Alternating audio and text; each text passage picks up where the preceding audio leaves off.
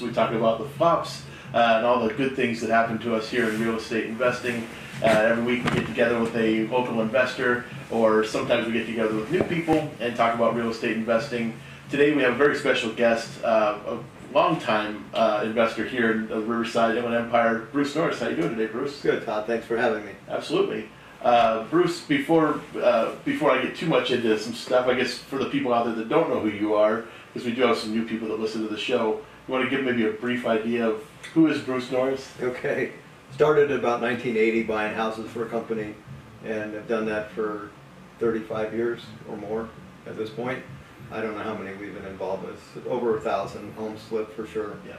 And then we morphed into education and morphed into a hard money loan company. So all those three worlds, you know, we've touched and still are involved in. And now morphing into sort of an out-of-state investor too. Yeah, you know, I built a bunch of rentals in Florida and 1031 exchange out of California because the numbers worked.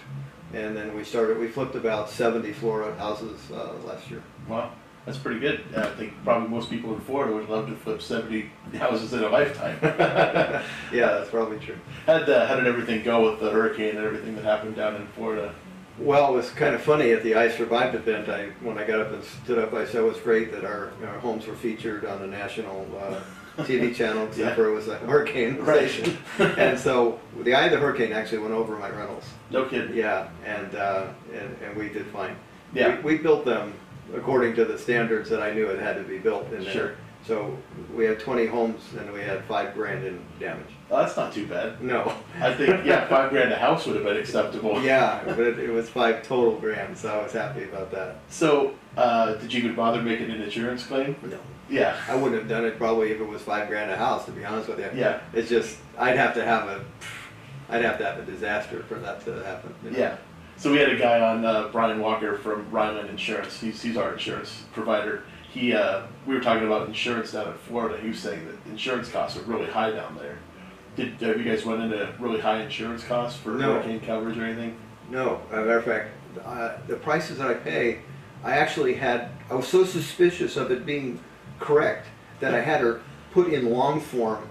I said, okay, if a hurricane happens, what is my coverage? If a windstorm that's not a hurricane, what is my coverage? So she did all that stuff. You know what my policy is? What's that? For fire and hurricane? $441. Wow. For a brand new 2,000 square foot house. Rental property. Yeah, but So, $441. That's A year, not a month. that's like a quarter of what it would be here in California. Yeah. So I mean, I really did. I had to get to the bottom of that because I thought I don't get it. Yeah. But okay. There it is. So I guess you haven't had to use it, even though you had the hurricane happen. So that's good. But the lady responded to me. She said, just to make you understand, you're completely covered in the event of a catastrophe. Yeah. Your maximum out of pocket would be 2%. I said, okay, cool. Okay. Yeah, I'll take 2%. Yeah. Okay. So you've done these flips out in Florida. Do you have a team on the ground there? Is that how you've sort of managed it from remote? Well, actually, you know, my son Greg lives in Florida. Okay. And so he's been involved in it the whole time. But also my best friend for 30 years is a contractor there, which is the guy that built the homes for the rental and also did all the rehab. So I don't even think I would have attempted it without that contact, because that's tough to build up from scratch. I know. I've tried to get out of Southern California even, and it's tough for me. Just, you know, I don't know if I consider myself a control freak, but maybe I am to some extent, because I like to be able to see it and touch it and taste it. Okay, well, Greg's a lot like that. He definitely knows what he's doing and has an expectation of how the job's to be run, and, you know, he's great at that. I'm probably the master delegator. Yeah. I want to get the team together and I don't have to hear anything. Yeah. And contracting, that's pretty tough. Oh, sure, yeah. It's a lot of moving parts and a lot of moving people, and subcontractors, I know they have a wonderful reputation, and everybody says how great subcontractors are. They're always on time, but... yeah, right. Yeah. There's a birth defect that, you know, that happens, and it's never usually changed. When I started the project in Florida, I wrote $1 million check, sent it to my best friend. I said, do you know how many people I would write this check to and not think about it? Yeah. I mean, it's just, it's on one hand for sure. Yeah, that's a high level of trust. That's a trust. You mentioned delegation, and I'm only thinking of this because, you know, it's something that people, as they grow, they have to learn how to delegate and sort of give up portions of what they do during the day. How did you learn delegation? I think first of all, I got a team that I could trust, that was actually better at it than I was. Mm-hmm. So that was the first part of it. And allowing people to make decisions, as long as you can trust them. In other words, okay, if this happens, you have the freedom to make the decision, because I'm going to trust you're going to do what's in my best interest. Sure. If I disagree with that at some point, we'll have a discussion, not in a confrontational way, just say the next time it comes up, let's handle it differently. But I would want those people, especially in contracting, you know, where you have unknowns. You open up a wall and, oh my gosh, there's a problem. Yeah. Feel free to fix it instead of hide it, because I don't want the liability. Of course. And if they know that, then you don't have all this, you know, can I put up a light fixture? I don't want to deal with that. Yeah, and you don't want to have to deal with, do you use half-inch drywall or 3/4 inch drywall, and that's their decision to make. They're the contractor. Yeah, so that type of stuff, yeah. And I think I was just fortunate that I was able to, and I'm very loyal to a team. I'm not a price shopper. So, I mean, if you were my termite guy, Neil Snyder from Snyder's Termite, you know, he's probably 90 years old now, but, you know, up until the time he really retired, I used him for 25, 30 years. Yeah. I didn't want him to not tell me something needed to be done. I knew he would tell me exactly what needed to be done, which is a big benefit. You know, he told me it had to be tented. I didn't dispute it, say tenant. Yeah. But I also knew he wouldn't tell me it needed to be tented if it didn't. And that's a big advantage of having someone you trust. And so, you know, you start lining those trades up, a plumber, Ike's Plumbing, and so forth, on and on. Over the decades, you get a team that you can trust. Mm-hmm. And it's just, it makes it so much easier. Yeah, and it's worth the extra cost, because they're not going to be the guy that you're picking up down at the local home improvement store. You know. I don't even know if it's extra cost. It probably saves me a fortune, because they're efficient, they know what they're doing, they know what I want already. Yeah. I mean, time-wise, I wasn't kidding. I lost, you know, my cell phone for 4 days, picked it up, and not one phone call and not one text. I mean, that's bizarre to a guy that owns a business, but I've arranged it to where I'm not the go-to person for anything. Yeah. So I guess then, what's your role? Mostly, what do you mostly focus your time on during the day? I love to speak. Mm. I get a kick out of that, and I guess my niche has become when a market's going to change. Sure. And so that is what I concentrate on, is when decisions, not so much how-to decisions anymore. So we wrote lots of courses on how to do this stuff, because I was involved in all that. But an important element that we added was when you implement certain things, and when you get out of a market or get into a market. Sure. And so I'm passionate about that. So I continue to read stuff that I always find, okay, gosh, there's another toy I have to get good at, because I didn't know that mattered, but now it does. Sure. Yeah, and I guess the first time I ever met you was probably, I don't know, 12 years ago or so, and you were talking about, I think at that time we were talking about the coming crash in California. We wrote a 400-page document that said this was going to get really ugly and be very painful if you didn't get out. It's very hard to get somebody, I'm not trying to convince anybody of anything, by the way, but when I believe it's true, then we share it with a clientele base, because for one thing I have to explain, let's say you have a lot of money with me in trustees. Mm-hmm. I'm telling you, I'm paying you back almost all of your money, and I'm not reloaning it, and here's why. Yeah. You know, it's hard to believe, because you're usually in such good times when you're making that prediction that hasn't happened yet. Yeah. So people are going, what are you talking about? Things are wonderful. Right. And then, you know, a year later, like, okay, well, that's important if you own a business, to be able to not hit up against that event that can wipe you out. And this one did, and certainly could. Yeah, and wiped out quite a few people in the last run. And that's mentally very hard. You know, if you make a great run from 2000 to 2006, and then you give it all back in 18 months. That's tough to take. Yeah, and fortunately, I'm sure you guys saved quite a few people from making those bad investments. That was very rewarding. And on the other side, telling people to get in right at the end of the bad market in the like 96, when we tell people, okay, get in. We said it again in 2012, all in. You know. Yeah. Good. So we've had pretty good timing. I try to be honest with myself, because I always get asked, okay, well, what about, and they'll ask another state, and to be honest with you, I don't have a clue, because I would have to study a great deal for each state to see if the patterns, let the patterns emerge instead of assume they work like California. I know they don't. Right. Yeah, in California, I mean, we're such a large state. We're about, the 7th largest economy in the whole world. The whole world. Yeah. But it always surprises, you know, you look at charts. I just love charts, because it tells a story. You don't have to I don't enter into any study with a conclusion in my head. I Yeah. let the charts tell me. And so I started with a price chart. It's a 25-year price chart from something like 70 to 95. And then I'll put an interest rate chart next to it. And if I thought, okay, prices always follow interest rates, I know it's not true as soon as I look at those two charts. Mm-hmm. Now I'm confused. Okay, well, why doesn't it? And now, so now you get the next chart, and the next chart. You just start playing with it, and all of a sudden, a story emerges. And what I like to have is an initial event that I can count on. Yeah. Where I go, okay, when that happens, these dominoes all fall. Mm-hmm. Get the heck out of the way. Or when this occurs, get in, because the next set of dominoes is pretty cool. Right. Yeah. And that's, I figured those out for California, which makes me very comfortable in making decisions here. Yeah. I think what's interesting is that you didn't go to school for economics. You didn't. You know, It's so funny. I get introduced all the time as an economist. Even I'm at Cal Poly Pomona. I'm the president of a construction report, and I got introduced as an economist. And I was like, yeah, I got a high school diploma, and B minus average. So no, I'm no scholar, but like you, I've had street experience where I got hurt by a downturn that I didn't see coming, didn't know could happen, because for first 15 years of my career, everything was great. Sure. And then all of a sudden, 10 years, and then about 90, it changed, and I mean, I survived it, but it not without $1 million disappearing. Right. Yeah, that's. But I think it's important too now that, like you mentioned, the Cal Poly Pomona, that's the Real Estate Research Council Right. with Dr. Carney. Right. He's obviously a PhD in economics. He's very well respected. He's quoted very often in publications, and you're a part of that group, and I think have definitely earned their respect.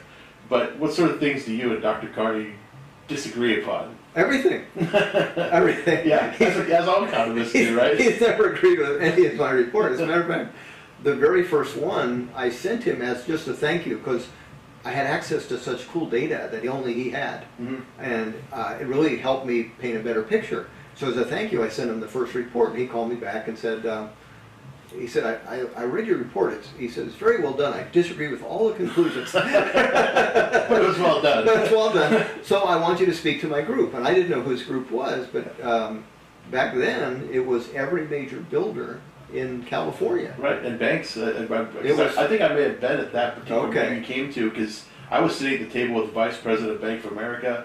And these are people that were very interested in what's going to happen. Yeah. And I'm this guy saying this is going to get really great, and they're in the middle of something that's really bad. Right. And so and who is this guy? Yeah, he's got a high school diploma. Oh yeah. Then so it was really hard to accept that as fact. Sure. As that started to emerge and happen, I got invited back at the halfway point, because it was an 8-year projection, and saying, because everybody's going, man, it couldn't get any better. So it's going to get stronger, So it's been fun. Anytime you bat it around with an economist, the difference is that I can look at a chart and say, I know how that felt as an investor. Mm-hmm. I know 98 was better than 94. Right. Oh, yeah. And so that's the thing. You can start looking at your own experience and go, okay, you think that chart means something negative, but I had a great time that year. So that conclusion doesn't match reality. Why? And I always like to go to the bottom of why did something like fake me out? Yeah. Why did I assume when interest rates go up, prices would fall, and then you have it not occur? Yeah. And you're just going, okay, that's not the important chart. And that's what's fun, is that it's an ongoing search, because every time I do a report, there'll be 3 new chapters. Right. And every time I do a report, it's like an NCAA playoff, to where I have maybe 50 topics that I've written about. And so I know I can only have time for 20 if I'm going to speak. And it's like a playoff game. So is this one going to earn a spot in the 20 chapters? Right. And you're playing this thing, and then you go, okay, but I got 3 new ones. Oil, stuff like that, Sure. where you don't normally discuss it, but you think, okay, this time's important. Yeah. And so you add that into the 20, and it's just fun. It always makes it, fun to try to get good at one more thing. Yeah. And you mentioned these reports. There's probably some people out there and these are great reports that you've put out. I know one of my favorites was the All-In or Fold. But prior to that, the Coming Crash was a great report as well. And I think, I took your advice on that one. I actually pulled out too. I didn't lose anything in the downturn. Wow. Well, not only that, because, that's wonderful, but it means you cashed in at a peak, and you could buy this stuff in 18 months for maybe half or a third Sure. of what it cost. Yeah, we actually started buying up property again in December of 2007. So Okay, that was pretty early. we went to an auction put on by Hudson and Marshall, I think. Okay. Right over here at the Marriott here at Okay. downtown We Riverside. probably did too. And you were there. Yeah, you were sitting behind me a few rows back, and I remember we were bidding on several properties at that particular auction. And I don't remember seeing you guys bid on anything. And I was getting nervous. I'm like, Bruce isn't bidding on anything. I know people watch me, so I don't bid. Yeah. I have somebody there bidding on me. Oh, got it. Okay, so there you go. You got a shield of the audience. That's right. I used to have that happen. You Yeah. know, when we got in the '90s, we would go see all the properties. I mean, Yeah. I would go see 400 houses if there was a 400 house auction, Mhm. and I'm pretty much the only one I know that's going to do that.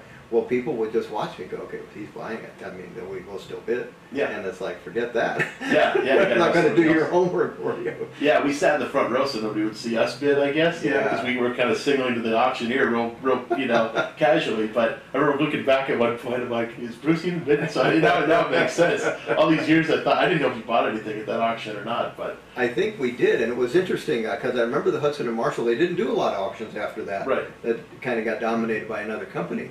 But at the Hudson and Marshall, yeah, we won, I don't know, let's say 5 properties, Mhm. and they counted them all. Yeah, same thing. We won 3. And, well, I told Greg, I said, you don't counter at all, because what you're doing is teaching them that you will counter every time you win a bid. You have to teach them, this is how we do business. We won the bid, take it or leave it. Yeah. And so it killed my son at the time because he would do all this work. Right. And I'm saying the 5 we won, he said, well, the counter is sort of acceptable. I said, the principle is not. Mm-hmm. Okay, there was an audience of 1,000 people when we won. Let it stand or let it die. Yeah. Okay. And so many people at the banks hadn't figured out yet what to do with all these REOs that they had gotten. Yeah, so, there was some really good opportunities between, let's say, there and 2009. There was just an overwhelming. Yeah, I remember just for fun going in the San Bernardino listing book. Okay. There were 50 listings per $1,000 increment. Yeah. 50. Yeah, I think my mom had put together a similar report at that time. Like, But in Moreno Valley. but yeah, so you like, who cares you didn't accept my offer? There's 49 more at the Right. same price tag, and it's all lender owned without a kitchen. Yeah. I mean, this is not going to go up for you. It's going to have more liability. At the time, we were doing some boot camps. Right. And so I remember seeing this one particular vacant rental property go through its journey in 3 months. So the first time I went there, it was just vacant, had a pool that was empty, which is a little bit of liability. Well, the next time we came, the water was filled, and there were kids next door playing in the pool. Okay. Okay, so that's more liability. Still vacant though. Right, still vacant. The next month they come back with another group. They had tired of playing in the pools. Now it was green, 2 feet low, and they had built a skateboard thing on the front that they were risking their life on. And I just thought, boy, this is a perfect video for lenders to get motivated to say, maybe we should get rid of this thing. Yeah. Because then the city started fining them for everything. Mm-hmm. The grass, the dead Yeah, grass. was a big everything. one. $1,000 a day. Right. So, anyway, I like what we do. I guess that's why I was successful, is I saw a reason for somebody to say yes to what we do. Mm-hmm. Yeah. And is it still fun, you think? Every time you get a new property, are you like excited anyway? Yeah. No, you know what? I haven't done it in a while. So, the flipping business, Greg has run it for probably the last 7, 8 years, to be honest with you. I probably haven't seen the last 700 houses we bought ever. Yeah. Okay. Yeah, they just, Again, delegating, yeah, perfect. Yeah. Their number on a page, It's, Yeah, I get excited when someone I taught gets their deal. Okay. That's still fun. Yeah, me too. Yeah, Because you see the excitement in their eyes. Yeah. It could be life changing. It is life changing. Right. To be able to make a chunk of money. I mean, that's what when I was starting.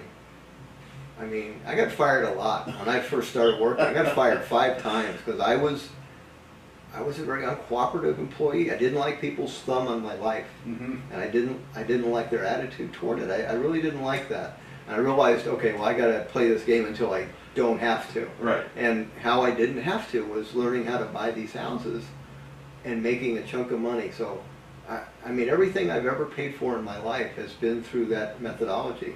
A custom home lot, I'm in escrow with a 30-day escrow for 42 grand. and I don't have the 42 grand, but I can make it in this industry Mhm. inside of a month by Yeah. doing 2 houses. And that's everything I've done. Like, my kid want to go to college, how much is it? Okay, that's 4 flips. Yeah, exactly. That's just how I think. It's funny, that's how we quantify most things too. Is Yeah. how many flips do I have to do to afford this thing? Exactly. You know? Go to Maui, no problem. I don't even, Yeah. I can wholesale That's that. only half a flip, you know? Yeah. But that's a luxury. I mean, we Yeah. do it, we've done it often enough where you don't stop for a moment and think, that's a big deal, because it's extra money usually. You know, it's not, I mean, I think that's why we started other avenues of income, you know, the loan business and the education. So when the chunk money came, it was like it didn't have anywhere to go. Yeah. And that's permanent stuff, because then you say, well, maybe I'll keep one as a rental. And then you start playing that, okay, let's pay them all off. And, you know, eventually, you know, it's really cool when you virtually have no bills that everyone else has. Mhm. And then at the beginning of the month, you get this pile in your account. And funny, now it's electronic. Right. So it's really cool. It's just like, all this shows up and you go, that's just so cool. Yeah. All that work's finally paying Yeah. off, you know? It is. The I wanted to mention before we forget was the educational tools and all the reports. Those are all available on your website. And I want to give you a chance to at least tell people where to go to get that stuff, because it's all available and it's all great. Thank you. It's thenordisgroup.com. So, and there's lots of free stuff and almost 10 years worth of radio interviews and all that. So it's a great website to visit without getting any of the reports. There's a lot of knowledge there for access for nothing. Mm-hmm. Yeah, and the Norris Group, you guys also do loans, which is beneficial. I've borrowed from you guys before to do a triplex, actually. It's the only time I borrowed from you, but Okay. yeah, we did a triplex in Moreno Valley. It turned out to be a great deal, kept it as a rental. What for a street while. was that? Adrienne. I've owned a lot of stuff on Adrian. Yeah, it's a Matter of terrible fact, most of them were neighborhood. fourplexes. Yeah, Yeah. yes. Mine was a triplex. Well, I'll just share it since we're sharing that. Okay, Adrian, there was a listing, and this is one of the systems that we created, was first day listing. So Okay. at the time, fourplex was worth 140 grand. Sure. Listing comes out at 50. About a heart attack. Yeah. I drove out there, it was already fixed, lender owned. I just had to trim the grass. Wow. I called my buddy Alex, same guy that builds the stuff in Florida. I said, can we sell fourplexes? He said, oh, easier than single family. Yeah. I said, okay, done. So we buy this thing. Okay, well now I've got this comp. And I say, okay, well I want to walk it around. So I mailed an offer to every other fourplex for 50 grand. Not in the MLS, because I didn't think I wanted to bother that yet. I bought 3 more through the mailer Wow. at 50 grand. Okay, now I got 4 comps. I go back in the MLS, and I don't care what your listing is. I have 4 pieces of evidence that your listing price is wrong. You have a vacant fourplex, this is what it's worth. I buy 2 more. Wow. Now I've got 6 comps. Sunday paper, I look up 6 fourplexes for sale. Guy said he wants 90 grand as is. I send him over the comps. He says, yeah, you're right, okay. So I get those. Now, and this kept on going, by the way. Okay, he referred me to somebody where I bought an 8plex for nothing. Yeah. And all that came about with one wholesale deal that showed up priced right in the MLS. And I know that's kind of how you buy stuff. Sure. Is that I don't interview people why they price stuff, you know, less than its value. Obviously, the lender maybe just had a lawsuit on a vacant property. They were motivated for some reason. Right. Okay, but to walk that around, that little pile, and what happened after that, created about an 800 grand profit inside of a very tight time frame. Yeah. Which was unbelievable. And a very tight neighborhood too, because that's Well, not yeah, a it huge was all neighborhood. there. Well, we were all the comps. Yeah. So we were the comps for the purchase. That was the trick, was to meet the appraiser about 3 months later and go, okay, it's pending for 140. Well, you just bought it for this. I said, yeah, but it was different then. Yeah. It didn't have any doors. Right. You know, it Yeah. had some problems. Yeah, the one I bought looked like an airplane, like jet engine fell through the roof. I mean, it had a huge tarp on the roof that wasn't doing a good job either. So, And it's not a great area. no, not a great area. Okay, well here, one other thing to speak of is that the cities, Moreno Valley, noticed what we were doing, because we were buying all these fourplexes in that condensed area, Adrian. It's a U-shaped, horseshoe-shaped street. Yeah, neighborhood. Yeah. Right, and so, I mean, you could have real problems in that neighborhood. Also to start to improve. Well, the code enforcement guy calls me up on my cell phone. He said, we're noticing what you're doing there. I really appreciate it. Here's my number. If you have any trouble, let me know. Yeah. I said, okay. So that was kind of a weird phone call. 2 things happened. We had a graffiti happen, and he called me up. He said, some graffiti. He said, don't worry, we already painted it. Yep. For Same here. free. Yeah, my garage is all got graffiti. The They next painted day, it. I went out there for just by happenstance the morning of, you know, and it was all there. And by the afternoon, they had already painted it. And didn't charge you. Didn't charge. That's me. pretty cool. Well, that means you're doing something they like. Yeah, we took this piece of junk and turned Right. it into. It was all brought up to 2010 standards. One other thing happened. I get a call from the same guy. He said, I want you to meet me at this address. And it's on Adrian. Mm-hmm. I said, I don't own that one. He said, no, I know you don't. And so I meet, and who's there? The lender and the listing agent. Okay. And the code enforcement guy tells them to no uncertain terms. You either sell this guy this fourplex right now, or we're going to demo your fourplex. Wow. That's a good negotiating tool. That's pretty good. Yeah.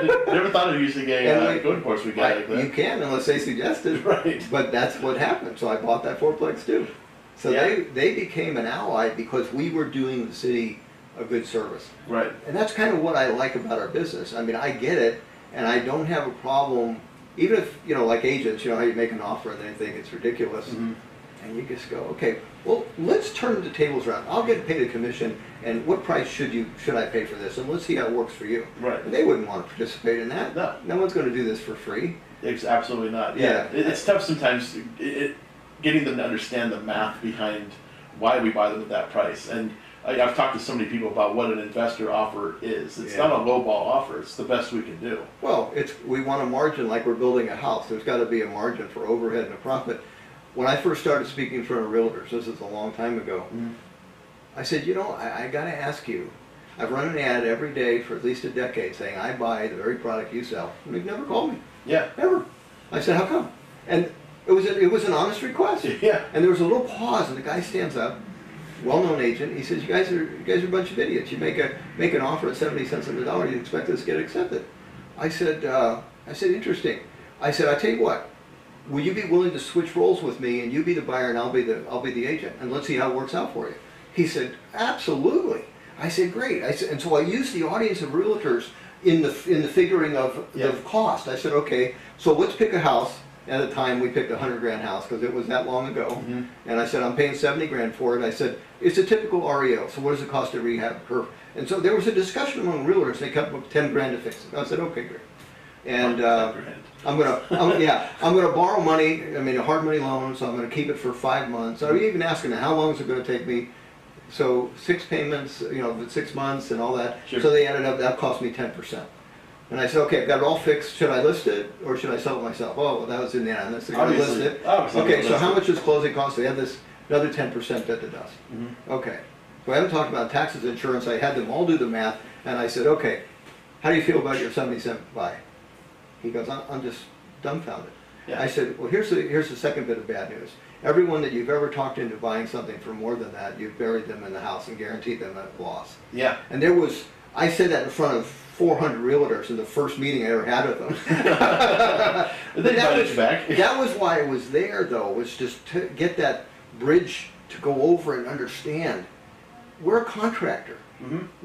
We're building a house. It may have already started, but when we get done with it, we will incur cost of borrowed money and labor cost, etc. And at the end of that, we want to get rewarded with a profit. There's nothing wrong with that. Yeah, and as a matter of fact, society benefits because you'll have the best comp to refi off of or sell your stuff off of. Yeah, neighbors love us. Exactly. Because I've seen it too. Because we've sometimes bought a house on the same street after we've already sold another one. Sure. You know? And so you see on that street, all of a sudden when we're doing the second one, there's people out there putting new roofs on. Yeah. They're doing landscape work, things like that. They're getting, because they were able to get their refi done, and they were able to get that HELOC money or maybe a second or something, and they're able to get do their home improvements. There's a guy in Orange County. We just interviewed him for. I was teaching in Northern California in San Jose. I needed to get a high dollar deal, and it was $1 million deal in Huntington Beach. So I said, how'd you source it? He said, it was a house next door and one I was already working on. I said, no kidding. He said, yeah. He said, I really did this one. The people thought it was really cool. And I said, what was the house worth? He said, it's worth about 1.3 the way it was. I bought it for $1 million and probably worth 1.7 when I do everything I'm going to do to it. I said, okay, and how did the people feel about the deal? He said they were thrilled. They paid $100,000 for it. Huh. Okay. Okay. Never did anything. It was all original. Wow. And they're leaving the state, and they're going to go, let's say, to Florida, where if you spend $250, you've got a fabulous home somewhere, Sure. and you've got $750 to retire on. That's not too bad. No, I think most people could so retire on that. so he facilitated that and took over there. They had a lot of home projects where there was like illegal wiring and all that. Yeah. He did a service. Yeah. And that was pretty cool. And it was the house next door. So this guy's model is literally going around to areas he's already working on. And it's almost like a contractor that gets more work when he has a sign out. Mm-hmm. That's literally what he does with house buying. Yeah, it seems to work. You know, if you right now one of our strategies is that when we're working on a project, we should go to the homes that are in its immediate vicinity and talk to the neighbor and just say, hey, by the way, we're going to be kicking up some dust, making some noise. If it's ever too loud or anything like that, That's a good approach. let me know. Yeah. You know, and then also once it's done, I want to invite you out, check out the house Very if you have cool. a friend or family member. But then that also opens the conversation for Yeah. potentially buying the next one.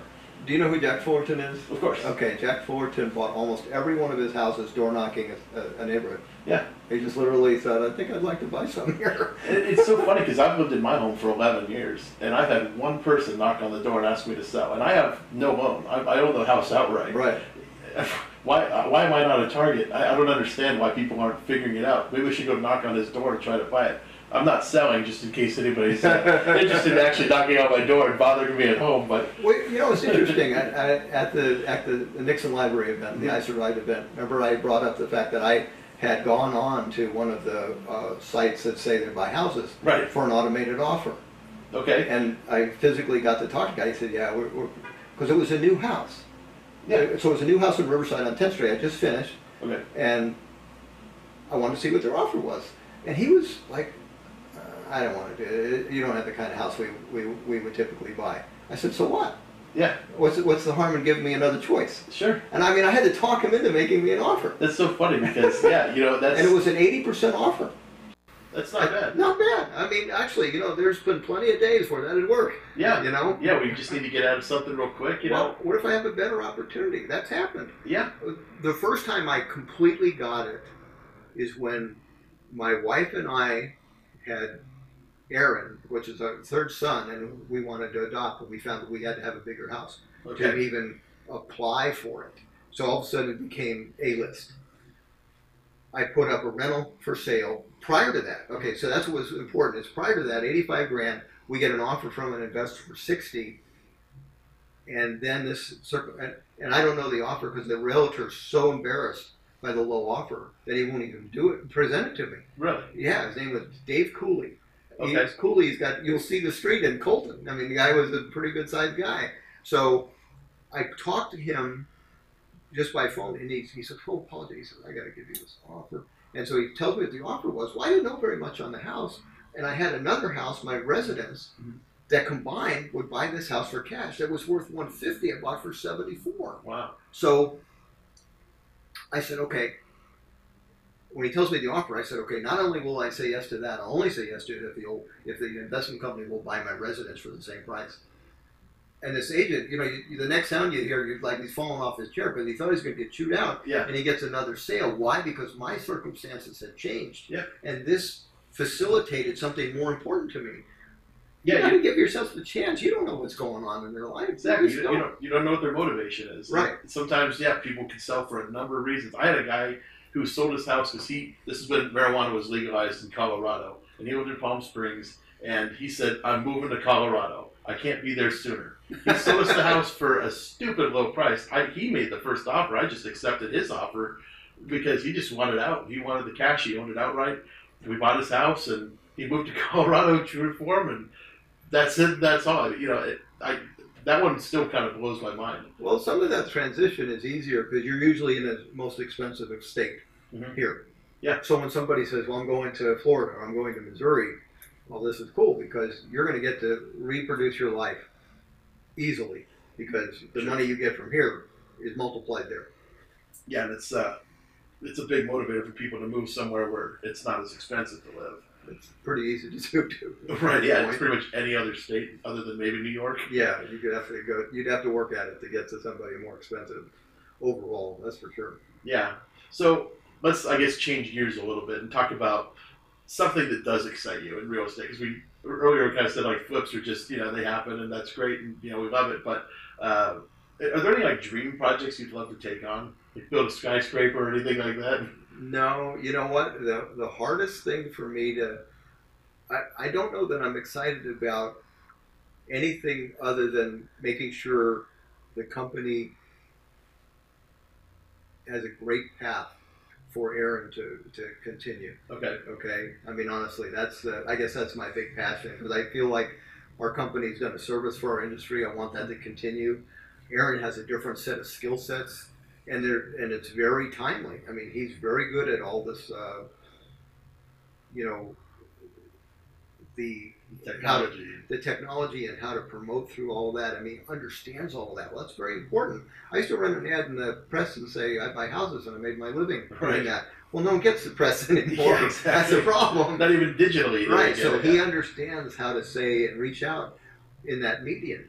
Okay. So I'm excited about the future of the company because he can be a leader in that. Mm-hmm. Like I was a leader in, say, timing with these things. I think he can lead the way and say this is a game changer. You have to understand this technology and also displacement. There's a lot of things that are going to change. So he has to understand the ramifications of 3D printing or let's say Amazon taking over the delivery of groceries or Stater Brother closes. In other words, okay, there's going to be a lot of big and commercial stuff that you would have never thought. Sure. Sears, all these things, that have been around, they're not going to be around. Yeah, and what's going to take their place? Exactly. And so that's the challenge for Aaron, I think, is if not only good at technology, but understand the ramifications of the real estate world, 3D printing. You're going to build 3D printing houses at some point. Yeah. Yeah, we've already seen quite a few demonstrations of these, big computers basically that are just dolloping out concrete all around a structure. Yeah. And they can build a house, at least the bare bones of it, right. In less than a day. Well, we went to one of the tech shows, 2 of them last year, just to see robotics and 3D printing and virtual reality and all that stuff. I was just blown away. I barely can comprehend a lot of it, to be honest with you. But I started thinking, okay, 3D or the virtual reality, you could make that pretty cool. And the other thing is education. So we had $1 trillion plus debt. Why is our classes being taught by the most brilliant teacher of a subject to 10 million people in the same hour? That's going to happen. Yeah, it's already happening to some degree. I'll give you an example. There was of the best teacher of a very dry subject. I'm on a plane with a guy. I'm sitting next to him. Strike up a conversation. Find out we went to the same 8th grade together. Okay. Now this guy, in the previous conversation, he has a PhD and all that. I said, I'm just curious. All the schooling you've had, who's your all-time favorite teacher? Easy. Beglinger, 8th grade civics. I said, mine too. Hands down. He had to explain to the principal every quarter, every semester, why every one of his students got an A in his class. In 8th grade, civics? Yeah. You couldn't unlearn what he taught. He was so animated and so excited about what he taught. He just loved civics. Yeah, and his finals were ridiculous. One question, recite the preamble, write the preamble. Wow. Don't miss a word, spelling, it's wrong. Everybody's acing these things. We knew we were going to get an A. We were trying to get 100. Wow. I mean, but you knew. So he just had a special way of motivating. Yeah, but why did we lose that guy? In other words, Beglinger could still be teaching civics. Yeah. We don't have to lose the next Beglinger. Sure. We can capture him and say, you know what, that's the guy.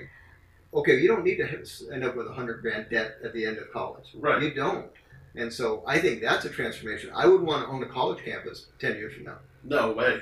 That's a risky proposition. Yeah, or travel. You start putting these glasses on and say, you could tour the coolest museums in the world with like the guy that's really excited, knows all the stuff. Yeah. You might say, well, with all the stuff that's going on in the world, I'll put the glasses on. Sure, yeah. You can learn astronomy from Dr. Stephen Hawking, exactly. Something like that. Yeah, okay. You know what I'm saying, Yeah. So that's the kind of change that I think Aaron will be in the front of, to where he'll be able to say, okay, as a lender, I'm going to have to think about that. I'm responsible for tens of millions of dollars of other people's money to place well.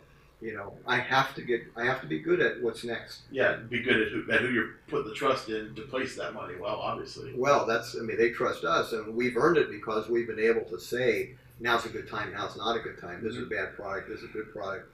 All of decisions weigh heavily on us because, people just trust us at this point. Yep, I know the feeling. You know, it's because you don't want to lose anybody's money. Obviously, capital preservation Yeah. is one of the most important things Yeah. for anybody that borrows other people's money. Mentally, that's just. I've written a lot of checks to prevent any of that stuff, Sure. even in the downturn. And I'll tell you what was really great about the downturn for us was a lot of character was revealed even in our borrowers. Mm-hmm. We had people that had been great, you know, and they're just like, I'm over my head, man. So what can I do to make it right? And I started getting aggressive with phone calls because we'd have a guy that we've lent to 20 times over 10 years, never late, and he's 30 days late on one house. And I call him up. I said, "Do you still have a profit motive in this?" He said, "No, I'm just trying to get out." I said, "Let me just buy it. Yeah. I'll just take it over for you." And then we hold an auction and eat the difference, or finding a guy that had the trustee and make him whole by finding another wholesale deal. We were able to play all those games to make everybody whole. Yeah. Because we were aggressive. We didn't wait till 2009 when it was like The bottom. Yeah. crashed. You know. Yeah. We solved it like as soon as we knew it was going to hit the fan. Right. Yeah. It was fairly quick. You know, especially here in the Inland Empire. Oh yeah. You know, where we 3% dropped a month, man. I know it was crazy, and I think when all the dust had settled, what did we lose? About 70-something% of our market. You definitely could get deals that were. I mean, we bought stuff for 20% of lenders' loan. Yeah. Yeah, that was obviously not where the market was, but you couldn't find where the market was. That was the other problem. You know, we'd have a house that we bought for 60 grand, fix it up, have it for sale for 123 grand, have a million offers, and literally no way an appraisal could ever say it. Yeah. That was the problem. Yeah, I remember. Yeah, because it was when we go to sell, you know, all the comps in the area were short sales and REOs. Yeah, REOs. That was all of them. Yeah, 100% of them. And yeah, you couldn't convince an appraiser. We actually at the time we interviewed, and still on the website, Magziaris. He was the president of the Appraisal Institute. Yeah. He said, in my opinion, all of those offers are comps. Every one of those has stated value. He said, I think lenders should actually be forced to look at that and say, wow, in this particular circumstance, that's more credible than the comp. The actual offers that That's you were right. getting. So yeah, if you were getting 25 offers at full price, that's a statement that's got value. That's interesting. Yeah, and I was really happy that he said that. That's why I interviewed him. Yeah, because it shows demand. It shows, you know, it shows motivation. It shows them more. Yeah, they have all the choice to buy the 60 grand one, and they chose the 120. Why? Because it's all done. Plus, yeah, that 60 grand one probably wouldn't qualify for a traditional because, loan anyway. That's right, but they were using that as a comp. That's not a comp. It's not the same thing. Yeah, I got in so many, let's just say, arguments with appraisers. Rick Solis was the appraiser for our hard money loan business, and he actually, when he was like taught some of the boot camp, he would put together how to contest an appraiser. I mean, really, really well done. Yeah. Where by the time he got done with the appraiser, I'm like, I'm in trouble. Yeah, it's not so much of a problem today. I don't think we've had an appraisal not come in. Right. You know, but it's definitely a problem after you've come out of a crash. Like yeah, that. if you have a crash, that's good to know. And I think, you know what, that's what you said is really valuable to understand, is that when you're an investor, especially if you're starting, you're going to start out in a market. That market will only last so long, and then it changes. Right. And so all this knowledge that you have will be good to put in a box and say, okay, the next 2 or 3 years, this probably isn't going to be my most valuable tool, but it will reemerge 10 years from now. Mm-hmm. Okay, and I'll reuse all those tools, and then you get to the next phase, and that's what the education was all about, doing the quadrants. Right. You know, and understanding that in quadrant 4, which we're in now, you're talking to human beings that own houses, and in quadrant 2, you're probably not talking to a soul that owns a house. You're talking to people that control inventory, agents and auction companies. Yeah, and building relationships. Yeah, it's a very different game. It is. Yeah, I mean, if I'm being honest, I think 2009 to 2013 were my favorite years in this cycle. Yeah. You know, now it's, you know, things have tightened up at least. You know, it's hard for people to qualify because lending still hasn't loosened up. You know, so. But there's still plenty of buyers out there that are fully qualifying for their mortgages right now, so we haven't had a hard time selling anything. No, that's been nice. You know, when we build these new homes, we're pending in 48 hours. Yeah. You know? Yeah, it's great. I mean, it's good in one respect because you don't have to hold on to them forever. No. You know, but then the problem we're dealing with right now, and this is a good problem to have, I guess, is that every every offer we're getting is coming in above our asking price, Right. and we want to take it, but we know that it's not going to appraise because there's no comps. Yeah. Because we're already selling at the peak of the market anyway. So, That's interesting. The appraisers, I mean, in that form that they have, there actually is an allowable bump for Sure. time. Just like they can do a subtraction from time. Yeah. So, sometimes you have to see. We went pending with those 2 new houses. So we asked that company for an offer, Mm-hmm. and it sold for, the same thing. We were asking 263. Now we're pending for 275 on both of them. And the other one's not even done. So it's kind of funny. We didn't have the second one up for sale. Yeah. We had so much activity on the one that was done. This one's about a month behind, but then the person liked that location just a tad better, so he said, "Okay, well, I'll take that one instead." So he kind of got off with a competition for this one and was a sole buyer for that. But now you have a comp for the next one, right? So you're going to start at 275. Yeah, so it's probably going to go for 285 or something. Well, I mean, it's sold for 275. That's fine. We're happy. Yeah. Because we didn't think that was the number when we started the project, which was kind of fun. Yeah. And that's every once in a while you get into the bonus chip business. You're going, oh, that's nice. Yeah. This is the run up that we're in right now, where it's going to be a real bummer when we have to stop. Yeah, and there's a lot of things that go on when you have a market like that. If you buy a trustee sales, the companies that are bidding against you are counting on that retail number to move. And then when you go home, you go, why did they buy that? Yeah. That's because they're expecting that 30 grand bump to make all their profit. Yeah. They're buying on like 2-3% margins on the trustee sale. That's crazy. And then, but they're hoping for that 5% appreciation over the next few months. That's their whole net, basically. Yeah, I still think 7% is low, even so. But they, there's, when you're in this business, you realize, okay, 7% can disappear pretty quickly. In one deal. Yeah. Well, you can have 7% of stuff happen. You could have, okay, gosh, it's not selling. We'll lower the price by 3%. Oh, here's an offer, and we have to pay 3% of cost. Well, there you go. Yeah. You just did one for fun. Yeah, absolutely. Yeah, for some fun and experience. I guess. So, what are some of the things we should be paying attention to? What are some of the things that the investors out there should really be looking at if they're looking to get into the market right now? What are some things some new people or even experienced people should really be paying attention to? It's interesting. When I first started buying, I bought 10 houses for the first month. I worked for a company that had money, but I had no real estate experience. So it's kind of skewed how I view how you get good at this. Yeah. How I view you that you're good at it is you ask somebody to say yes to an offer. And, okay, that's math. So you got a house that's worth this much, you figure out what your formula is, and make them an offer. I used to do that many dozens of times a day. Talk to 100 people a day. Yeah. When I was really kicking it, and I was the least popular guy at that company because I aggravated so many other people.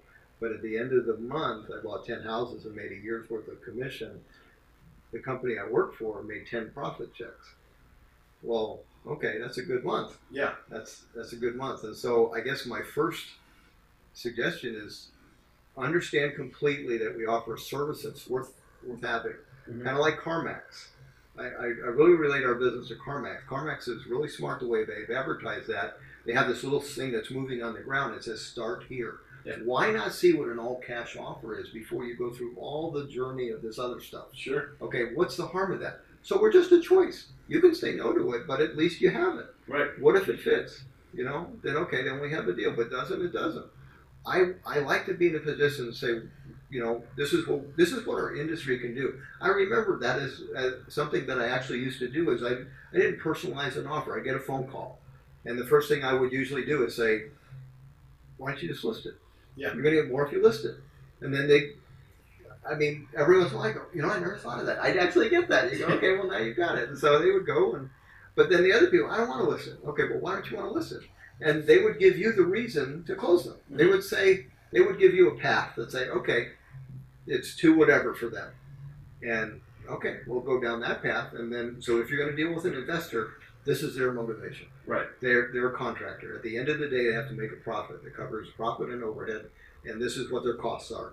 And there's the numbers. Yeah. For our industry. Now, if you say yes, it's my personal offer. Right. And we'll go to escrow. But if you're upset, then okay, we'll review what I just said because these are the actual numbers. So if I paid you 10% more, I'm doing it for free. Yeah. Would you do that? In other words, and I usually try to go, what's your business? we're in the retail store business. Okay, so if I see something on your shelf for $1, you paid $1 for it? Well, of course not. I paid 50 cents for it. You make 50 cents on it? Well, no, I don't make 50 cents. There's all this stuff. I said, oh. Yeah. In other words, yeah, same business. Exactly. Yeah. A lot of people don't realize the number of people involved in any particular real estate transaction, from title and escrow and the contractors and all the home warranty and insurance and all the other parties that we're paying on every single transaction that we're doing. It's keeping quite a few people afloat. They also don't understand the journey that they're about to go on if this is their first one. Okay, it's a fixer-upper. Remember, just for fun, it was in a boot camp. I had a little time off because Rick Sleeves was probably teaching for an hour and a half. So I went on Craigslist just for fun, because I didn't have the paper to look at really, Okay. So I pulled up Craigslist. There's an ad for a home in Paris or something. Okay. And I'm calling a Palm Springs number.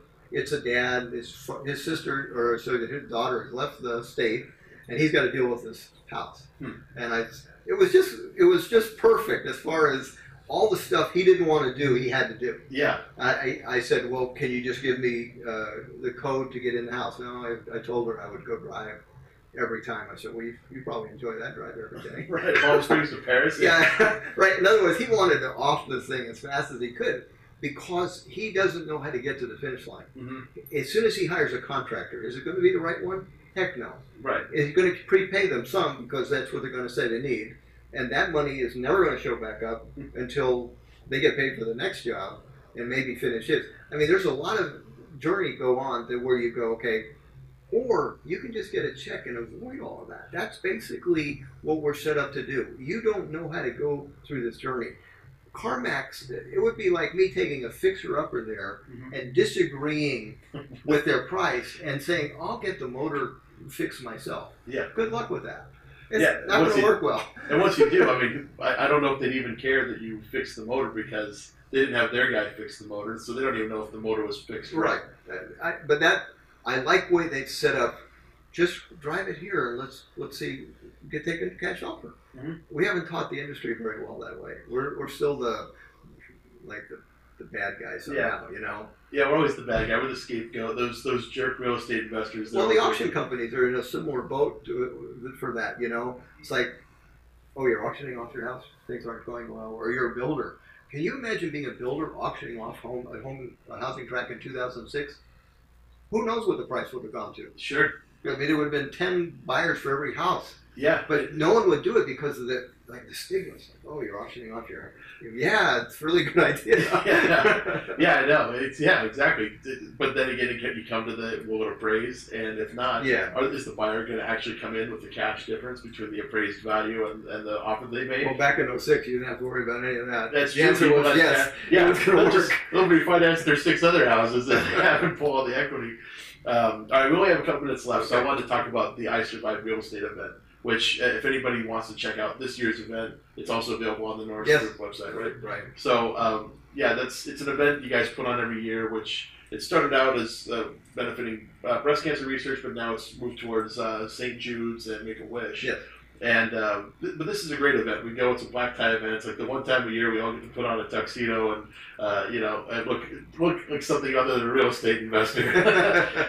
But it's great. You put together this great panel of people like Doug Duncan, who's chief economist at Fannie Mae, right?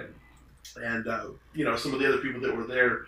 The high level discussion that happens on this panel is what I go for every single year, and I think a lot of people that go every year go for that discussion alone. These people have the ear of Congress. I mean, they do. Yeah. These are the people that have the clientele, like John Burns, whose clientele with hedge funds, biggest national builders. His opinion matters. People listen to him, and so for one reason, I want all of them to understand. Yes, that group of that group of really good looking people. That's investors. Yeah. We're not who you thought we were. Right. We're better than that. And so when you're stumping at Congress for stuff, remember that we're a player. Don't forget that we deserve a piece of this. Absolutely. Yeah, and that's what it was originally there for. It's morphed into just a pretty cool event to where we got the chance to speak in front of Fannie Mae in Washington, D.C. 3 times at the invitation of Doug Duncan. I mean, that's pretty cool. Yeah. And I'd say, loan us more money. Right, yeah. and Moose It Up Lending, that Yeah. might help a little bit. But, we never would have got a chance without that event, having Doug Duncan feel comfortable with investors. Yeah. And it's a great event. Definitely check it out online. We're all out of time for this week, Okay. but everybody come back and check us out again next week, 4 p.m. on Thursdays, right here on KCAA. I want to thank Bruce Norris for coming in today. Thank you, man. Really Enjoyed appreciate you coming in, and we'll have you back another time Okay. because there's a lot more we could probably go over. We'll go have a high-level conversation next time. So thank you all for tuning in. We'll see you all next week. Take care. KCAA Loma Linda, 1050 AM, 106.5 FM, and now 102.3 FM.